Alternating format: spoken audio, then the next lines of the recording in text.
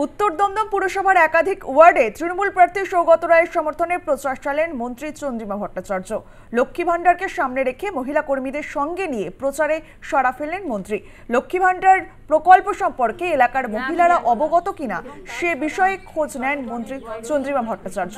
পাশাপাশি রাজ্যের অন্যান্য প্রকল্পগুলির সুবিধা পাচ্ছেন কিনা সে বিষয়েও খোঁজ নেন তিনি। প্রধানমন্ত্রী ও কেন্দ্রীয় স্বরাষ্ট্রমন্ত্রীকে কটাক্ষ করে তার বক্তব্য, স্বরাষ্ট্রমন্ত্রী প্রতিদিন 100 টাকা বাড়াবে বলেননি, শুধু বলেছেন 100 টাকা বাড়বে। রাজনৈতিক এবং সামাজিক সম্মানের জন্য তাদের যে লড়াইটা, সেই লড়াইটাকে প্রাধান্য দিয়েছেন দেশের একমাত্র মহিলা মুখ্যমন্ত্রী আমাদের নেত্রী মমতা বন্দ্যোপাধ্যায়। সুতরাং সেখানে আমরা যে বাড়ি বাড়ি মেয়েরা যাচ্ছে, মেয়েদের কাছে গিয়ে বলছে, মায়েদের কাছে ভাইদের কাছে গিয়ে বলছে, সেখানে আমার এলাকায় আজকে আমিও তাদের সঙ্গে যুক্ত হয়েছি। সুতরাং আমিও যাচ্ছি তাদের কাছে এবং তাদের যে সাড়া, তাতে বোঝা যাচ্ছে যে বিদায়ের ঘন্টা বেজে গেছে।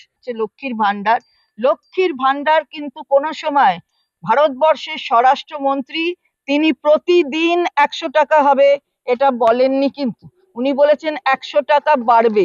আমাদের এই কেন্দ্র অর্থাৎ 110 দমদম উত্তর কেন্দ্র থেকে আমরা সবচেয়ে বেশি লিড দিয়ে অধ্যাপক সৌগত রায়কে বিজয়ী করব।